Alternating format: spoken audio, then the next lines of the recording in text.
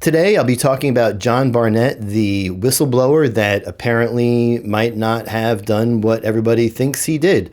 So let's take a look at some stuff and subscribe and like and do all those things. And let's get going and get to the truth. For a whistleblower who publicly raised doubts about the company's production standards. Our chief transportation correspondent and pilot, Mackay Beeler, joining us now. Mackay, very serious here. First, who was the whistleblower? Yeah, this is disturbing. The deceased whistleblower is John Barnett, a former quality control manager at Boeing 787 plant in Charleston. Well, he was found shot dead after he failed to show up for his third day of testimony in a staggering lawsuit against Boeing in which he raised shocking safety concerns. Now, Barnett alleged the company adopted a dangerous corner-cutting philosophy, rushing to get planes pushed out the door and make the cash register ring. It was in the parking lot of the hotel where Barnett was staying during the deposition, where he was found dead in his truck. The Charleston County coroner described the death as a apparent self-inflicted gunshot wound. But Barnett's attorney told TMZ he has explicit doubt about the circumstances and called the self-inflicted gunshot alleged. Barnett isn't the first Boeing whistleblower to take on the airplane giant. John Barnett in his own words. One, this is not a 737 problem. It's a Boeing problem. And I know the FAA's gone in and they've done due diligence and inspections to assure that the door plugs of the 737 are installed properly and the fasteners are torqued properly. But my concern is what's the rest of the airplane? What's the rest of the condition of the airplane? And the reason my concern for that is back in 2012, Boeing started removing inspection operations off their jobs. So it left the mechanics to buy off their own work. So what we're seeing with the door plug blowout. I can tell you, being a producer in technology, that you never want the person doing the work signing off on it. You don't want the person that's putting those nuts on there doing their own QA. They did the job. They think they did it right the first time. You know, they're not going to go back and find their own mistakes. That's why QA is the most important aspect of any project, whether it's putting an airplane out the door or it's writing code for, big companies and stuff. It's QA is QA. And when you cut corners on that, you cut corners on the final product because you need dedicated people doing QA. Is what I've seen with the rest of the airplane as far as jobs not being completed properly, inspection steps being removed, issues being ignored. My concerns are with the 737 and the 787 because those programs have really embraced the theory that quality is overhead and non-value added. That's absolutely frightening that they've had internally sanctioned programs to remove quality from the process. That's unbelievable. No wonder why the door plugs are falling out. No wonder why the wheels are falling off of planes. They're not making sure anything is up to any sort of standard. And they're just trying to make it all money. Money, money, money. I mean, that's what it always comes down to, right, folks? When I first started working at Charleston, I was in charge with pushing back defects to our suppliers. And what that meant was I'd take a group of inspectors and actually go to the supplier and inspect their product. And we found 300 defects. Some of them were significant that needed engineering intervention. When I returned to Charleston, my senior manager told me that we had found too many defects and he was going to take the next trip. Basically, a new team went there and they came back and were like, yep, we only found 50. And they're like, no, they only gave us 2 hours to do the job. So basically what he's saying is that as he was working on these things and trying to increase quality control and just have things work better, they were actively sabotaging him. And I can speak to internal sabotage while you're working and trying to do your best job. I've experienced that too. Now let's see what we've got as far as reconstructing the timeline up to his death. One of them describes the note as a piece of paper resembling a note. And the way they found the hand was the gun was perfectly positioned. Tonight, we are learning more about events surrounding the death of the Boeing whistleblower, John Barnett. Barnett was found dead in his truck in a Holiday Inn parking lot just off of Savannah Highway. Preliminary reports from the Charleston County Coroner's Office are that his death appears to be from a self-inflicted wound. However, that has not quelled the public attention over his death. For years, Barnett said publicly he was retaliated against by the world's largest aerospace company because he blew the whistle on unsafe practices. Our investigative reporter Ann Emerson has been talking to sources familiar with the story today. Ann, what are you learning about Barnett's death?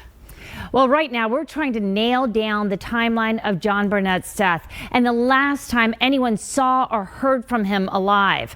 Take a look at this timeline. The hotel staff told police John Barnett checked into room 511 at the hotel on March 2nd. Barnett's lawyer tells me he sat down for his deposition with Boeing's lawyers on Thursday the 7th. It was the start of a months-long deposition process ahead of the June trial. March 8th, Barnett puts his complaints of a hostile work environment at Boeing on the record with his lawyers, but he grows tired of the questioning and leaves a little early. The idea was they would resume the next morning. His lawyer, Rob Turkowitz, tells me he spoke to his client for the last time around 6 p.m. Friday night. Saturday, March 9th, the weather is terrible. Huge storms inundate this area. 9:24 a.m., a hotel staff member said they heard a pop near where Barnett's car was parked, but thought nothing of it. Turkowitz called the hotel. A pop, almost like it was silenced. Almost like it was silenced. When Barnett fails to show up for the deposition around 10 a.m. Hotel staff locate Barnett in his car with a gun still in his hand, and what they say was a note on the passenger seat. We did not have any indication that he was under tremendous stress to the point where he would, take his own life. Well, right now we are waiting for the Charleston Police Department to finish the investigation into Barnett's death. They're the lead agency and have yet to ask for any assistance. There's a leaked manual from the CIA that talks about how to do assassinations. Rule number 1 of assassination is make it look like an accident. Make it look like an accident, make it look like suicide, make it look like anything other than an assassination. Maybe that would be the truth if he hadn't told this to a friend. A close family friend of Barnett says he predicted he might wind up dead, that a story could surface that he killed himself. But he told her, don't believe it. Before John Barnett's death, he told his friend, a story may surface that I killed myself, but don't believe it. I didn't do it. This is the same exact thing that happened to John McAfee. He said he would never kill himself, and then they found him dead in a cell. And he even had a tattoo that said, I did not kill myself. This is what happens. They make it look like suicide. They make it look like an accident. Just for shits and grins, let's think about this for a second. Boeing, one of the biggest airline manufacturers in the world, also happens to be a military contractor. The DOD, Department of Defense, all those 3-letter agencies, they're all connected. So what happens is this guy at Boeing is like, yo, we got this guy. He's talking. He's talking a lot, man. And we just can't. Day 2 of the deposition, he's going to blow it all up, man. We got to do something about this. Yeah, listen, I'll quit. Everybody's going to go, but you got to get this guy out of here because he's going to expose everything. I know it's only 2 days. Can you make it look like he did it to himself? Of course. I know. Of course you're going to, of course. And I don't want to know anything. You're going to get the guys to do the wet work? Great. Okay, cool. You know what? This never happened. Burn the phone, eat the SIM, and of course that friggin' happened. Of course they know somebody. Of course there's backroom dealings that we know nothing about. Even the reporters themselves are absolutely stunned when they're talking about it appears to be a suicide. They know it's not, but they have to say that because that's the bottom line. This is NBC News, like that comes down from the top. Like, not only is it just them, but like all of the news landscape has the same narrative. So it's even surprising that this stuff got out there. Let's hear the rest of this. This is phenomenal. Tessa, Barnett's family friend Jennifer said they had talked about this exact scenario playing out, but his words seemed like a premonition. He told her, don't ever believe it. I knew John because his mom and my mom are best friends. And so over the years, get-togethers, birthdays, celebrations, and, whatnot, we've all got together and talked, and, that's how we really know each other. And when Jennifer needed help one day, Barnett came by to see her. They talked about his upcoming depositions in Charleston. Jennifer knew he filed an extremely damaging complaint against Boeing.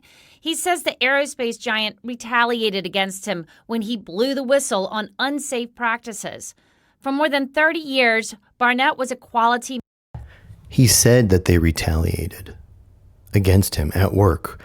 And the thing is that, like I said before, Boeing knows people at the DOD. They know people in the CIA, the FBI, the Department of Homeland Security, National Security Agency, the NSA. Like any one of those agencies, national agencies, can come and just scoop you up and take you away. I could be gone tomorrow and nobody knows. No one's going to say anything. The reason why the police did the shoddy investigation that they did, and they just rubber stamped it, is like they don't want to get involved. They don't want to get involved. They know that their superiors like, all right, it's pretty much like every bad movie you've ever seen where everyone's crooked and they just want to solve the case and they just want it to go away and they don't really want to solve it. They just want it gone. That's exactly what happened here, because the police knew that whoever did this was high level, and that if they got involved in it, there's going to be some black hats. There's going to be some three-letter agencies. I'm totally speculating, but come on. Like, you don't have to scratch this to smell the shit on it, It stinks of black ops. It stinks of black money and cover-ups. And the fact that it was only 2 days into his deposition, apparently, he wanted to go home on Friday night. And they're like, no, listen, we want you to come in tomorrow. I was like, no, guys, I'm tired. I want to go home. I want to get this. I want to sleep. We could just pick this up on Monday. And they made him stay overnight. They forced him to, right? He didn't want to do it. That's in one of these videos, Unbelievable. And the mind-blowing thing is that we all know exactly what happened. We all know that they took him out. He says the aerospace giant retaliated against him when he blew the whistle on unsafe practices. For more than 30 years, Barnett was a quality manager. He'd recently retired and moved back to look after his mom in Louisiana. He wasn't concerned about safety because I asked him, I said, aren't you scared? And he said, and his voice and the way he would talk, no, I ain't scared. He said, but if anything happens to me, it's not suicide. I know that he did not commit suicide. There's no way. He loved life too much. He loved his family too much. He loved his brothers too much to put them through what they're going through right now. And he basically told you not to believe it. Yeah, basically, yeah. Not true. He's got too much to do, likes breathing. Wow. Just wow. And he did. He had a lot of plans of things that he wanted to do. What do you think happened? I think somebody got in there and made, money can buy anything nowadays, it seems like. And there's a lot of evil in this world. I think somebody didn't like what he had to say and wanted to shut him up and didn't want it to come back on anyone. So that's why they made it look like a suicide. I think everybody is in disbelief and can't believe it. And I told everybody that I don't care what they say. I know that Mitch didn't do that. And just because Mitch Barnett is dead doesn't mean this case won't move forward. His attorneys say they're still prepared to go to trial in June. Whatever you think He himself said, I don't believe it. I'm not going to kill myself. That's what John said, John Mitch Barnett, in his own words, to his good friend that he'd known forever. He grew up next to that person. Unbelievable. Unbelievable. I think it was a wet job, wet work. I totally do. I have no proof, but I totally think that's what it is. Anyway, what do you think? Leave your thoughts and things in the, Jim Jam below. So,